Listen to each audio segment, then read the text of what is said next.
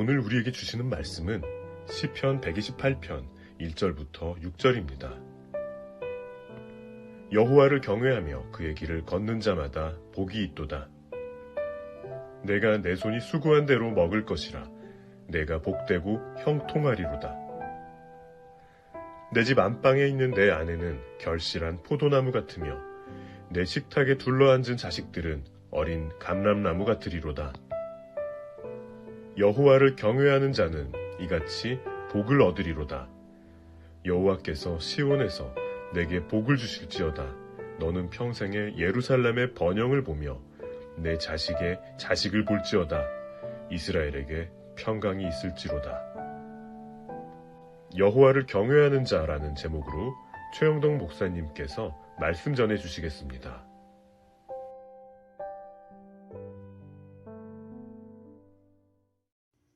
가정이 무너지면 사회도 무너집니다. 또한 사회가 무너지면 가정도 무너집니다. 오늘 살펴볼 말씀 시편 128편은 바벨론 포로 이후에 흐트러진 가정과 사회의 회복을 위해 쓰여진 시입니다. 함께 살펴보며 은혜 받는 귀한 시간 갖기를 원합니다. 본문의 구조는 이렇습니다. 1절, 여호와를 섬기는 방법을 다루고 있습니다. 2절, 그 결과 첫 번째, 직업의 복을 다루고 있습니다.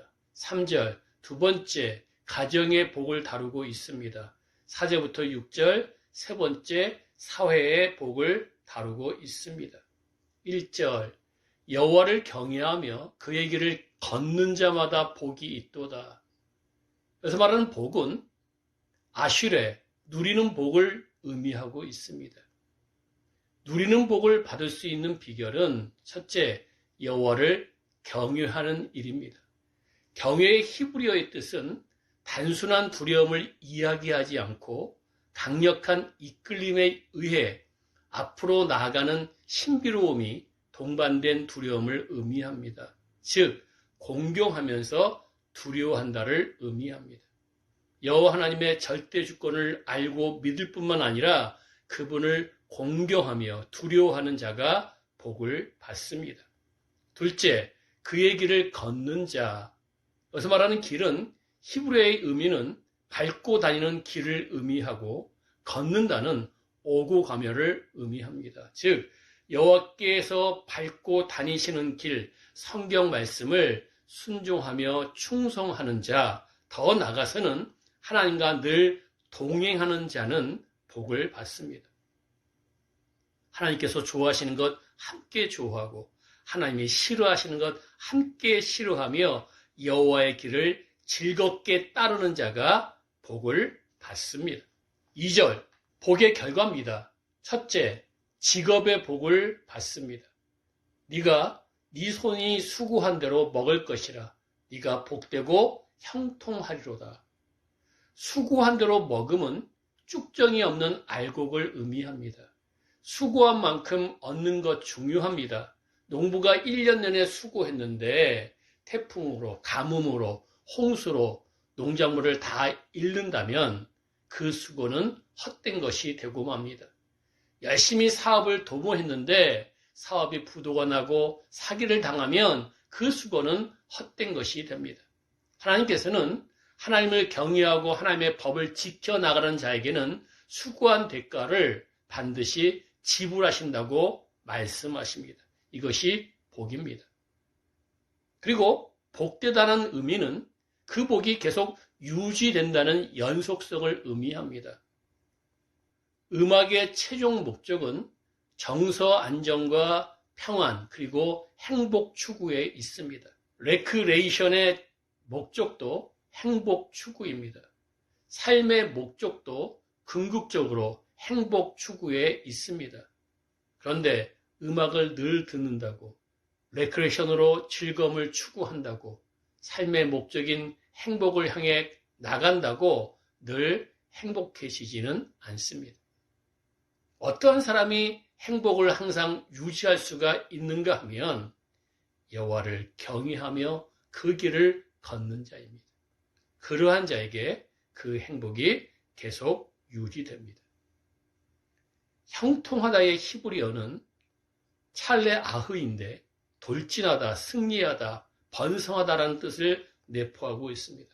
즉 어떤 상황 속에서도 이겨냄을 의미하고 막힘이 있어도 뚫고 나감을 말하고 있고 그 결과는 해피하다는 것입니다. 복의 결과 첫 번째가 다른 것이 아니라 직업에 복을 주는데 단순한 복이 아니라 일한 만큼 주시고 그것이 계속해서 복이 되고 유지가 되고 그리고 앞으로도 형통한 길이 열린다고 이야기하고 있습니다. 3절 두 번째 복입니다. 가정의 복입니다. 내 집 안방에 있는 내 아내는 결실한 포도나무 같으며 내 식탁에 둘러앉은 자식들은 어린 감람나무 같으리로다.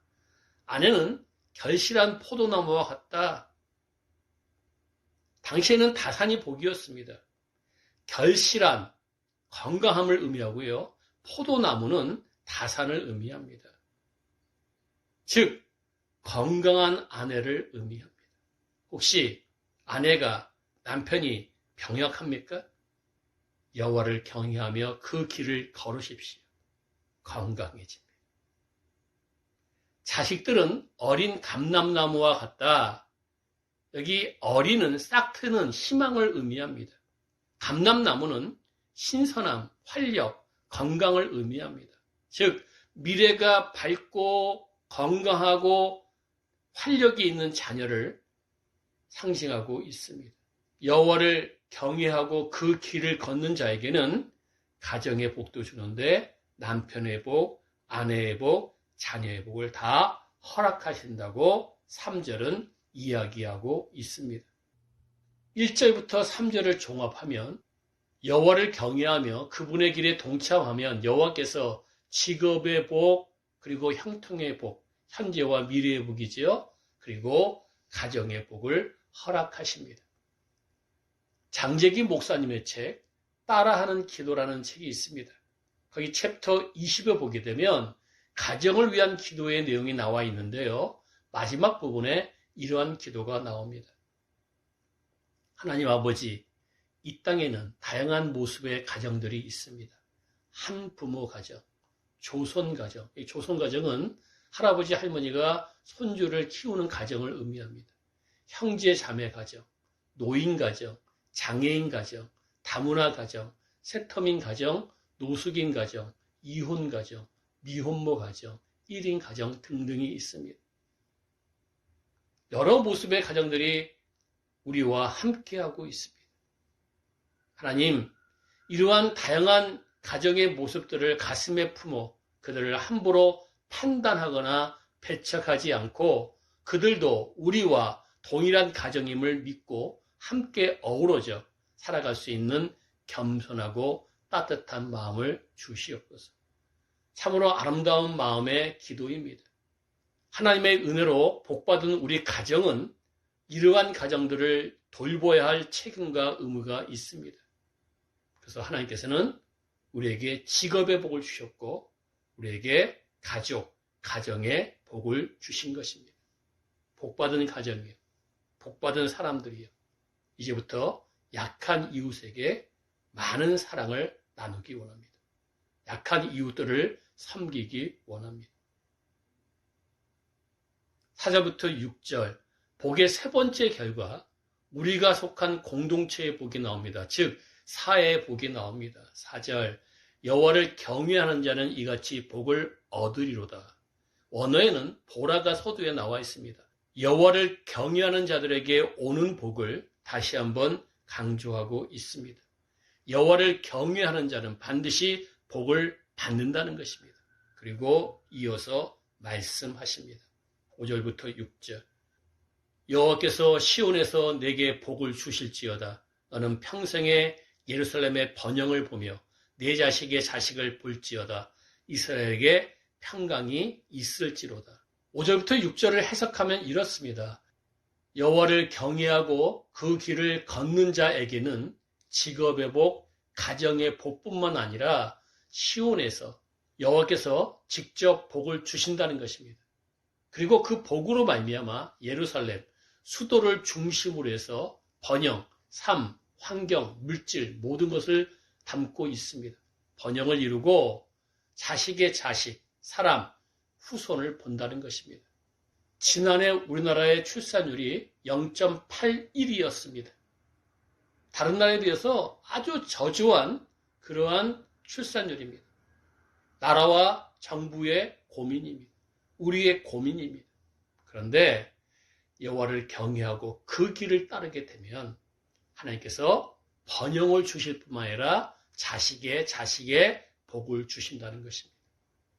이스라엘, 나라 전체가 평강해진다는 의미입니다. 개인 한 사람이 여호와를 경외하고 그 길을 걸어가게 되면 직업과 가정과 나라가 복을 누릴 뿐만 아니라 평강이 찾아옵니다. 성경에서는 여호와를 경외하고 그 길을 걸음으로 자신과 가족은 물론 모든 공동체가 복을 받은 사람들이 있습니다. 아브라함, 하나님께 무조건 순종하고 즉각 순종했더니 복의 근원이 되고 온 족속이 복을 받습니다. 이삭, 하나님께 무조건 순종하고 즉각 순종했더니 100배의 복을 받고 온 족속이 복을 받습니다. 요셉, 하나님을 바라보며 무조건 순종했더니 총리가 되고 온 가족, 민족을 살립니다. 여호수아, 하나님께 지도자에게 무조건 순종했더니 대표가 됩니다. 그리고 온 민족이 복을 받습니다. 진돗개는 천연기념물 53호입니다. 어떤 개보다 지혜롭고 충성심이 강하고 모든 능력에서 탁월합니다. 그런데 군견과 경찰견으로 대부분 쓰임받지를 못합니다. 왜냐하면 주인에 대한 충성심이 강해서 군대 특성상 주인이 주기적으로 바뀌게 되면 적응하지 못하기 때문입니다. 한 번 주인은 영원한 주인이라는 것이 진돗개의 본성입니다. 그래서 대부분 군견은 세퍼트가 70%, 말리노이즈가 25%, 리트리버가 5%라고 이야기하고 있습니다. 우리는 어떻습니까? 한 번 하나님은 영원한 하나님이십니까? 그리고 그분을 언제나 경외하고 그분의 말씀에 귀를 기울이며 날마다 순종하고 충성하고 있습니까? 그렇다면 오늘 말씀의 직업의 복, 가정의 복, 나라의 복이 우리의 복이 되게 되어 있습니다. 이 모든 복을 향유하는 성도님들 되시기를 주님의 이름으로 축원합니다. 오늘 말씀의 결론입니다. 유대교 출신 학자 알프레드 에더스 하임의 책 유대인 스케치에 보게 되면 유대인들은 5살이 되면 히브리어 성경을 공부하기 시작하는데 창세기가 아니라 레위기부터 공부를 한다고 합니다. 이유는 아이에게 하나님을 구체적으로 섬기는 법부터 공부를 시키고자 함입니다. 다른 율법서들은요, 대체적인 명령들이 나와 있는가 하면 레위기에는 하나님을 섬기는 구체적인 방법들이 나와 있기 때문에 그렇습니다. 이렇게 공부하고 자란 아이들은 어릴 때는 물론 성년이 되어서도 하나님을 경외할 뿐만 아니라 그분의 길을 걷는데도 체계적이고 구체적이 된다는 것입니다. 맞습니다. 옳습니다. 우리도 하나님을 대충대충 섬기는 것이 아니라 그때그때 필요에 따라 섬기는 것이 아니라 항상 하나님을 경외하고 그분의 길을 디테일하게 따라감으로 우리와 나는 물론 직업, 직장, 가정, 사회 모든 공동체에 하나님의 은총과 복이 임하는 귀한 역사가 있기를 원합니다. 그런 모든 성도님들 되시기를 주님의 이름으로 축원합니다. 기도하겠습니다. 하나님 아버지 감사드립니다. 오늘 우리에게 귀한 말씀을 주신 것 감사드립니다.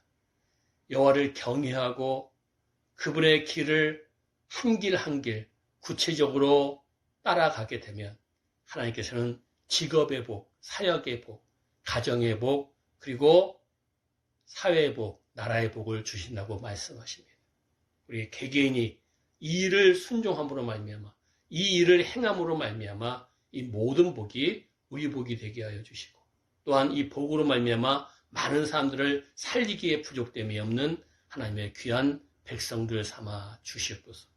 이제는 우리 구주 예수 그리스도의 은혜와 하나님 아버지의 크고 오묘하신 사랑과 성령님의 감화감동 교통 충만하심의 역사가 오늘도 여호와의 복을 받으며 그 복을 나누며 하나님께 영광 돌리기 원하는 귀한 성도들 위해 영원토록 함께 계실지어다. 아멘.